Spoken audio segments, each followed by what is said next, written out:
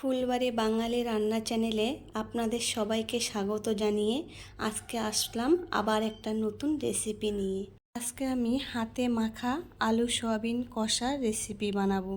এইভাবে হাতে মেখে সয়াবিন রান্না করলে যে কোনো মাংসের স্বাদকেও হার মানাবে।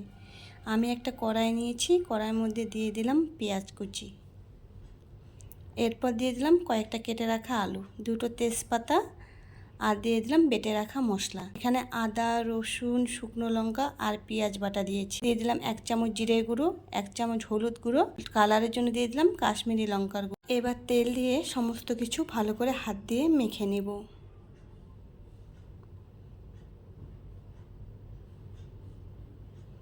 মাখা হয়ে গেছে। এবার এর মধ্যে দিয়ে দিলাম সয়াবিনগুলো আমি 2 মিনিট আগে জলে ভিজিয়ে জল থেকে ভালো করে হাত দিয়ে চেপে জল ছাড়িয়ে নিয়েছি। এবার সমস্ত কিছু আমি ভালো করে আবার মেখে নেব। মাখা হয়ে গেছে। এবার এর মধ্যে দিলাম স্বাদ মতো লবণ, মশলার বাটি ধুয়ে একটু জল দিয়ে দিলাম। এবার সব কিছু আবার ভালো করে মেখে নেব। এখন একটা ঢাকনা দিয়ে একে 10 মিনিটের মতো রান্না করে নেব। 10 মিনিট পর ঢাকনাটা তুলে নিলাম। এবার একটু ভালো করে নেড়েচেড়ে কষিয়ে নেব।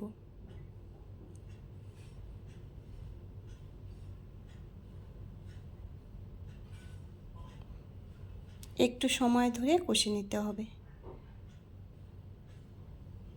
কষানো হয়ে গেছে। এবার দিয়ে দিলাম 1 কাপের মতো গরম জল।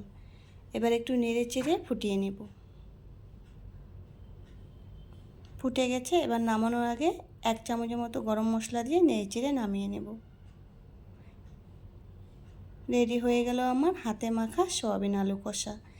এভাবে রান্না করলে যে কোনো মাংসের স্বাদকেও হার মানিয়ে দেবে। এটা আপনারা ভাত, রুটি যে কোনো কিছুর সাথেই খেতে পারবেন। ভিডিওটি সম্পূর্ণ দেখার জন্য অসংখ্য ধন্যবাদ। যদি ভিডিওটি ভালো লেগে থাকে তাহলে চ্যানেলটাকে লাইক, কমেন্ট করে সাবস্ক্রাইব করে দেবেন।